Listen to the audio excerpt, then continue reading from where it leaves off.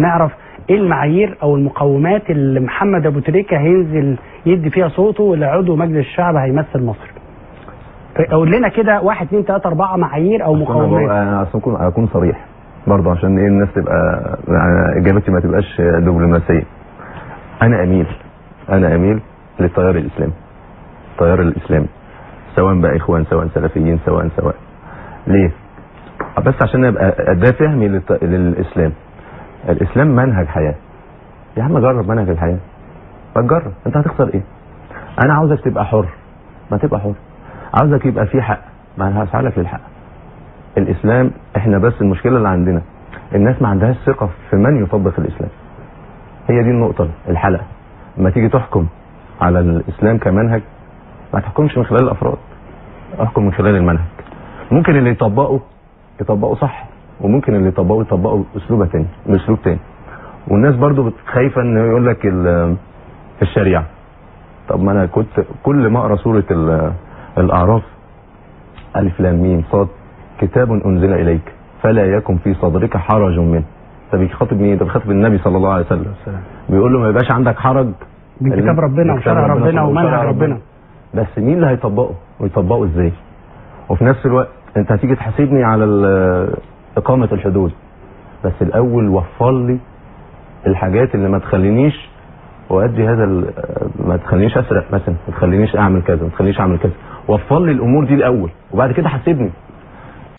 ان ده مهمه الناس اللي هي الملتزمه، الناس المسلمه اللي فاهمه الاسلام صح. الوسطيه تكون وسط. وبعدين اولا واخيرا الاسلام ليس جاء لكبت الشهوات، لضبط الشهوات. ايه اللي يميز الانسان سوري في اللفظ عن الحيوان؟ ما هو ده عنده شهوات وده عنده شهوات. العقل. وفي نفس الوقت انا لما اجي اختزل الاسلام في الشهوات، ده خمره، ده كذا، ده سياحه، ده كذا، ده كذا. يا جماعه الاسلام دي كل الامور دي امور يعني ممكن الناس تتغاضى عنها والناس تستغنى عنها. انما الاسلام منهج حياه. الحياه ان انت تبقى ملم، الحياه ان انت تبقى انسان. الرحمن علم القران خلق الانسان، حط المنهج الاول وبعد كده خلق الانسان. ايه اللي يميز الانسان؟ زي ما بقول لك روح. انا مش عاوز الروح والعقل، انا مش عاوز اللي يغيب العقل ولا يغيب الروح. انا عاوزك تبقى انسان محترم، انسان ذو قيمه، انسان ايجابي في المجتمع. جرب الاسلام. والاسلام مش معنى ان انا هقطع بقى ايد وهقطع واعمل. هو الاسلام امتى الاسلام اقام في سيره او تاريخ الاسلام؟ امتى الحدود اقيمت؟ نادرا. وفي نفس الوقت عشان بس الناس ما تاخدش الكلام مفهوم تاني، وهو الاسلام بيتعامل مع الاخرين، مع المسيحيين، مع كذا مع كذا مع كذا، وفي حب وفي تعاون. بس الاهم زي ما بقول النقطه دي، الثقه مفقوده فين؟ في الناس اللي بتطبق. وتطبق ازاي؟ ما انت ممكن اطبق الشريعه بس التطبيق ازاي؟ زي ما بقول اوفر الامور اللي ما تاديش اللي انا اقيم الحدود. وفي نفس الوقت انا عاوز يبقى الناس تبقى عندها ثقافه الضمير. ما انا ممكن اقول انا حرمت الخمور وحرمت ان انا اتاجر في الخمور.